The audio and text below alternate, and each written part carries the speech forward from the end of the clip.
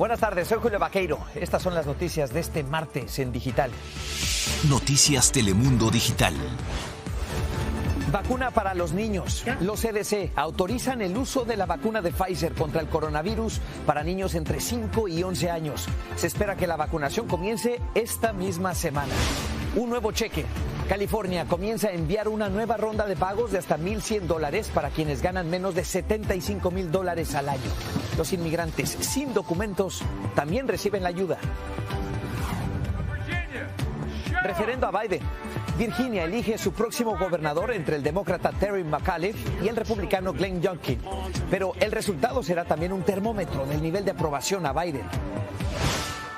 La vacunación contra el COVID-19 para niños de 5 a 11 años comenzará esta misma semana. Hoy, al fin, los CDC avalaron el uso de la vacuna de Pfizer y ahora la decisión estará en manos de los padres, aunque los médicos nos recuerdan que los niños están seguros y protegidos con esta vacuna. Nos vamos con Rogelio Morataglia, que tiene detalles. Rogelio, ¿qué tal? Buenas tardes. ¿Cómo será este proceso de vacunación?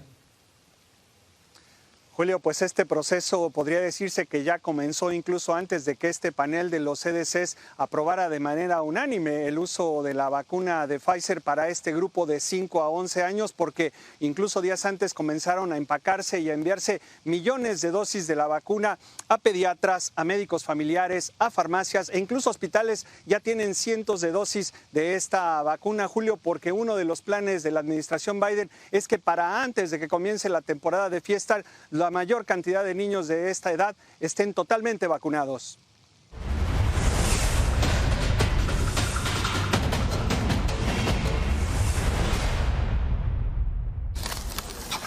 La espera está a punto de terminar para muchos padres como María Virginia, que ya quiere vacunar a su hijo José Manuel de 6 años. Yo lo veo como una oportunidad, soy pro vacunas y que hemos estado esperando algunos padres, así como tuvimos la oportunidad de hacerlo los adultos. La vacuna de Pfizer para los niños de 5 a 11 años comenzará a aplicarse esta semana.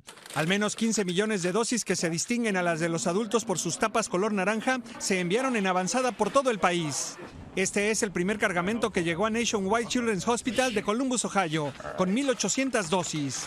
En algunos hospitales ya se pueden hacer citas para vacunar a los niños este fin de semana. Y hemos hablado eso porque no le gusta el shot porque es doloroso. Entonces, bueno, cuando llegue el momento del COVID es la única que te falta, entonces vamos a participar de ello. Entonces él lo sabe.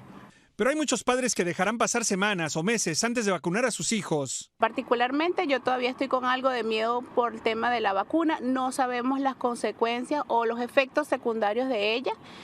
Yo esperaría un tiempito. Pero los estudios que revisaron las autoridades sanitarias muestran que los efectos secundarios son mínimos, más leves, porque la dosis es una tercera parte de la que reciben los adultos. Las reacciones locales como dolor e hinchazón del brazo son las más frecuentes. Algunos chicos tuvieron así como fatiga o dolor de cabeza, pero todas fueron leves y se resolvieron 1 o 2 días después de haber recibido la vacuna. Los niños que reciban la primera dosis en los próximos días y la segunda 3 semanas después estarán completamente vacunados para la Navidad. Yo apuesto a la vacuna, sí, definitivamente. Rogelio Morataglia, Noticias Telemundo. Mire, las vacunas contra el COVID han sido un excelente negocio para la farmacéutica Pfizer. Su pronóstico de ganancias para este 2021 asciende a $36 mil millones. Esto es un 7.5% más que la estimación anterior. Esta vacuna se ha convertido en el fármaco más vendido del mundo. Pfizer espera que para 2022 las ventas de la vacuna generen 29 mil millones adicionales, solo con los contratos que tienen hasta ahora. ¿Qué tal? Bueno, en menos de una semana, las fronteras del país comenzarán a permitir la entrada a los extranjeros que estén vacunados después de más de un año de cierre por la pandemia, pero hay cierta preocupación porque no todas las vacunas que se usan en México y en otros países de América Latina van a ser aceptadas. Francisco Fajardo lo explica.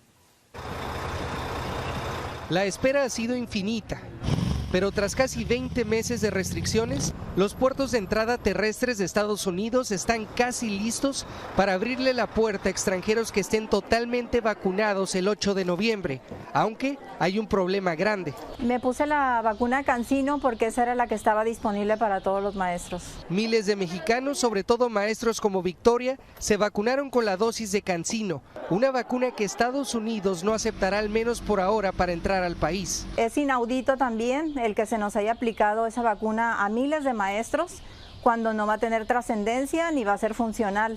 CBP anunció que en el listado oficial de vacunas aceptadas figuran las aprobadas por los CDC, es decir, Johnson & Johnson y Pfizer, y se le suman las registradas por la Organización Mundial de la Salud, Moderna, AstraZeneca y 3 más, incluida Sinovac. Pues frustración en total, ¿no?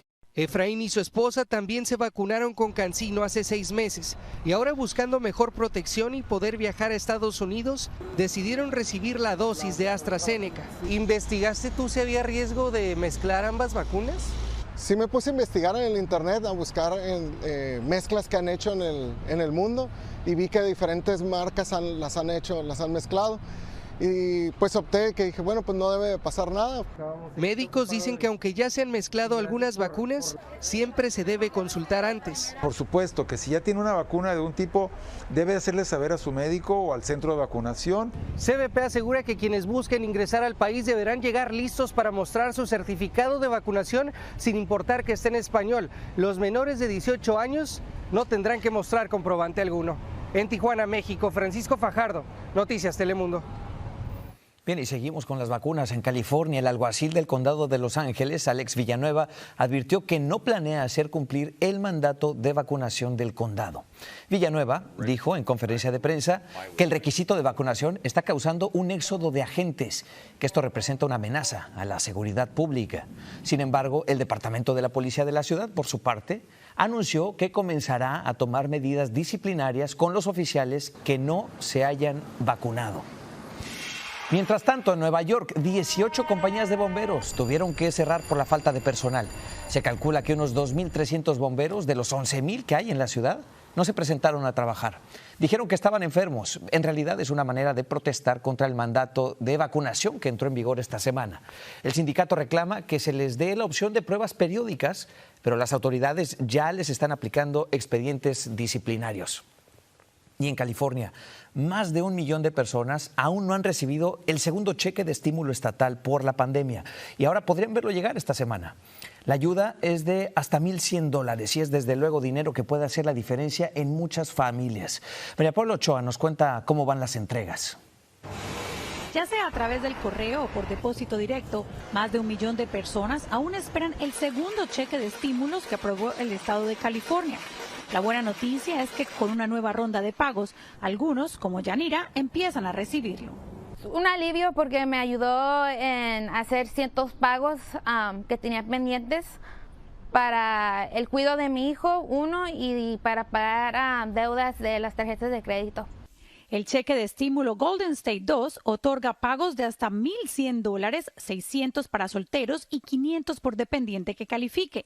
Lo reciben quienes hayan ganado $75,000 o menos, reflejado en su declaración de impuestos del 2020. Vamos a seguir procesando estos pagos. Nosotros tenemos una estimación de que alrededor de 9 millones de californianos van a estar recibiendo este pago. Apenas le llegó la ayuda, la señora Cruz no dudó en utilizarlo para comprar la despensa. El último cheque sí me llegó a la casa por correo.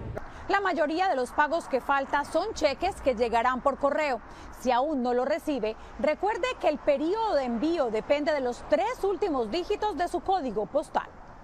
Por ejemplo, ahora se envían los cheques para quienes sus números de código postal terminen entre 221 y 375. En 2 semanas a los que terminan entre 376 y 584 y así sucesivamente hasta llegar a los últimos dígitos finales de diciembre. Sí, ¿a quién no le gustaría, no? Recuerde que las personas con un número ITIN también son elegibles para recibir la ayuda. María Paula Ochoa, Noticias, Telemundo. Paciencia, que ahí va el dinero. En política, hoy Virginia elige nuevo gobernador, pero esta elección podría ser pues un termómetro para saber cómo está la popularidad del presidente Biden y de los demócratas de cara a los comicios de medio término el año próximo. Cristina Londoño está en Virginia con los detalles. Cristina, están por cerrar los recintos y la contienda está reñida. ¿Qué tal? Así es, Julio, muy buenas noches. Está súper reñida. Te puedo decir que aquí hay mucha gente comiéndose las uñas, especialmente los demócratas, porque los candidatos están a un punto de diferencia según las encuestas, y esto podría ser especialmente malo para el presidente Joe Biden. Él ganó las elecciones presidenciales por 10 puntos. También dicen los analistas, esto podría mostrar que el expresidente Donald Trump todavía tiene poder de convocatoria. En las boletas electorales, el demócrata Terry McAuliffe y el republicano Glenn Youngkin aspiran a la gobernación de Virginia. Pero en la práctica, dicen expertos, es el primer pulso entre el gobierno del presidente Joe Biden y la relevancia de Donald Trump en el escenario nacional. Si continuaba Trump, yo creo que no sé en qué íbamos a terminar nosotros. Y eso fue lo que más motivó su voto a favor de McAuliffe, me imagino. Sí. Sí. Yo creo que Biden me convirtió en republicano. Biden está destruyendo la economía, la inflación está por los cielos y es terrible todo. En uno de los momentos de más baja popularidad y con su agenda económica estancada en su propio partido, Joe Biden y la plana mayor demócrata hicieron campaña a favor de Terry McAuliffe. Del lado republicano, Donald Trump apoyó y pidió el voto para Glenn Youngkin, que sin embargo quiso mantener al exmandatario de lejitos, pero no le funcionó. Youngkin dice, soy el amigo de Trump y todos los ideas de Trump son buenos, pero no es correcto en mi opinión. Lo que sí le sirvió fue sacarle en cara este comentario al demócrata. McAuliffe afirma que lo sacaron de contexto, pero en momentos en que los ánimos de los padres de familia están más caldeados que nunca, la educación se convirtió en tema principal. I'm Hala Ayala. Los protagonistas hispanos del día, la afrolatina Hala Ayala, de padre salvadoreño, aspira a ser la primera mujer vicegobernadora de la historia en Virginia. Y Jason Millares, cuya madre huyó del comunismo en Cuba, a convertirse en fiscal general. Cristina Londoño, Noticias Telemundo. Y también los neoyorquinos acudieron hoy a las urnas para elegir al alcalde que gobernará por los próximos 4 años. El ex policía Eric Adams, el candidato demócrata, se perfila como el favorito tras una campaña en la que puso el acento en la seguridad pública. Si se confirman los pronósticos, sería el segundo alcalde negro de Nueva York. Su rival, el republicano Curtis Sliwa, intenta romper con los pronósticos y sacar provecho del descontento entre algunos residentes por las órdenes de vacunación. Una corte federal ordenó que una empresa que opera un centro de detención de inmigrantes en Washington pague más de $17 millones a unos 10,000 exdetenidos. Son inmigrantes que en su momento recibieron una paga de apenas $1 por día por tareas como limpiar o cocinar. Ahora este fallo puede sentar precedente para demandas similares. Lourdes Hurtado reporta. Que es la única posibilidad de uno tener un peso cada día, que es lo que pagan $1. Si pagan $1, no pagan más. Durante el año y casi 9 meses que Guillermo estuvo detenido por inmigración, dice haber sido transferido a unos 5 centros de detención distintos. En todos trabajó limpiando las instalaciones. Por turnos de hasta 6 horas, en algunos le pagaban apenas $1 al día. En otros, ni eso. A mí me pagaban con merienda, lo que me daban era una caja de leche, un sándwich de pan y una manzana.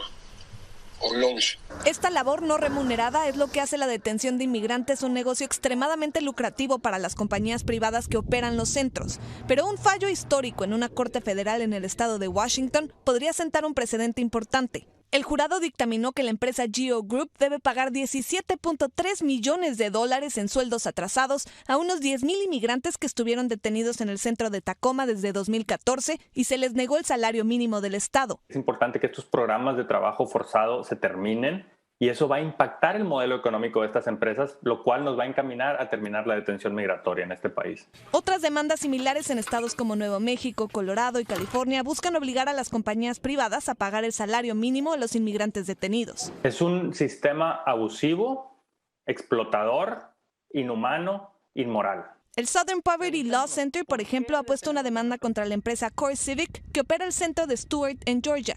En un comunicado, CoreCivic aseguró que cumplen con los estándares de ICE y que sus programas de trabajo son voluntarios.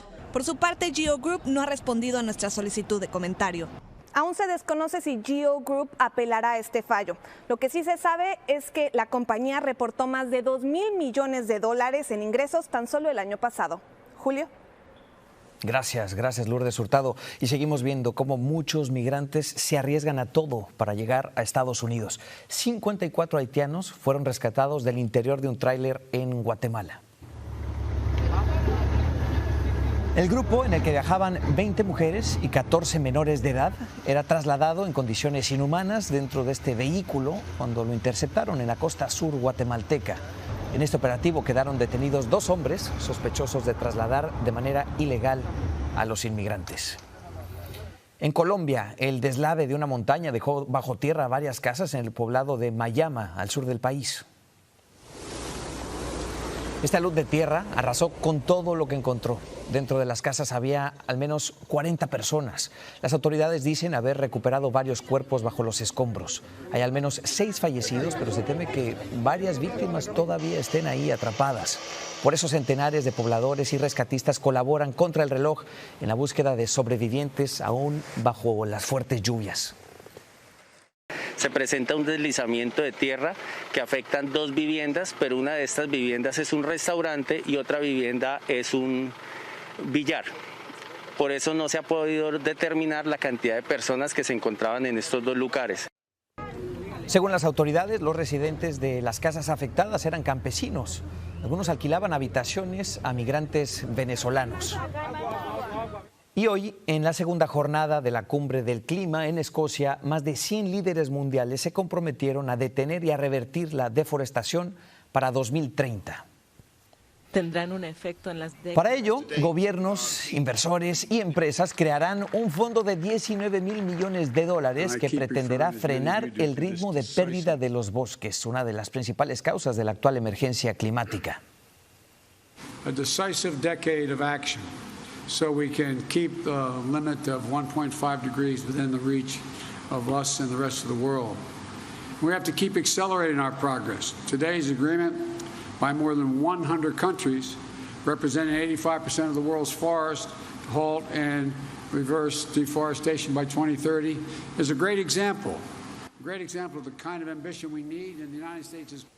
Bueno, además el gobierno de Biden impulsó un plan global para reducir el 30% de las emisiones de metano, que al día de hoy es otro de los cánceres que amenaza a nuestro planeta. Activistas esperan que estos compromisos no se queden pues en eso, en simples declaraciones, en simples intenciones. Síganos en nuestras redes sociales para más noticias y visite noticiastelemundo.com.